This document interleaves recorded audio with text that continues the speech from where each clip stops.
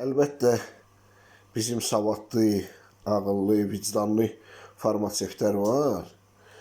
Ancaq elələri də var ki, farmasevt deyirlər də, sadəcə satıcıdırlar və acıqlarına gəlməsin. Satıcıdırlar da, bunların farmasevtikadan başları çıxmır və bu ilə artıq neçənci dəfədir ki, borni kislata almaq istəmişəm. Bunun əvəzinə mənə veriblər bayarişnik. Heç kimlə qəsdi qərəzligim yoxdur.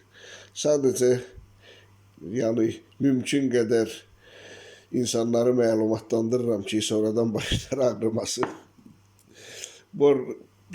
Mənim öz günahımı da buradan istisna eləmirəm.